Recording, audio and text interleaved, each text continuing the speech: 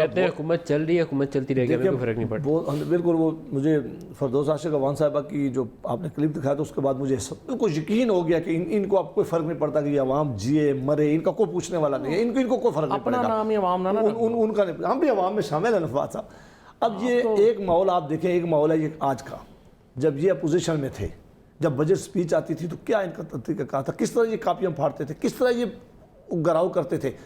عمران خان صاحب نے اس پارلیمنٹ کے متعلق ذرا سنو، عمران خان صاحب نے اس ملک کی پارلیمنٹ کے بارے میں کنٹینر پر کھڑے ہو کے وزراء کے بارے میں، ان کا لیڈرشپ کے بارے میں جو زبان استعمال کی، اب تو انہوں نے ولیوں کو بھی نہیں چھوڑا اور اب تو یہ صحابہ کرام تک بھی پہنچنے لگے. تو خدا کا خوف کریں کہ یہ چیزیں آپ کرتے ہیں جو سامنے نظر آتی ہیں.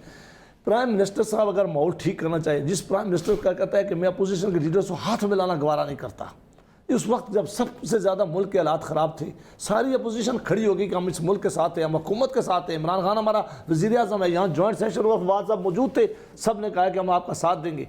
جب انہوں نے کہا کہ ساری پارلیمانی لیڈروں کو بلائیں اور بریفنگ دیں، اور آرمی چیف بھی آگے، عمران خان نے کہا کہ میں ان کے ساتھ تو بیٹھنا گوارا نہیں کرتا.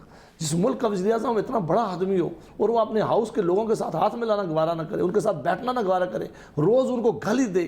اپوزیشن کا کام ہے سوال اٹھانا فواد صاحب. اپوزیشن سوال اٹھاتی ہے، اپوزیشن ہوتی اسی لیے کہ وہ سوال اٹھائے، وہ آپ کے کوشچن کرے گی، وہ آپ کی چیزیں سامنے لگی، آپ بڑے دل سے بیٹھ کر ان کا جواب دیں.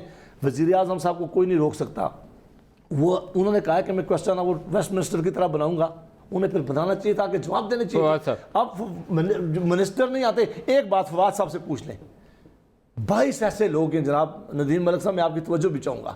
22 ایسے لوگ ہیں ان کے جو ٹیکنوکریٹ ہیں یا وہ آ نہیں سکتے، جن کے پاس امپارٹنٹ وزارتیں.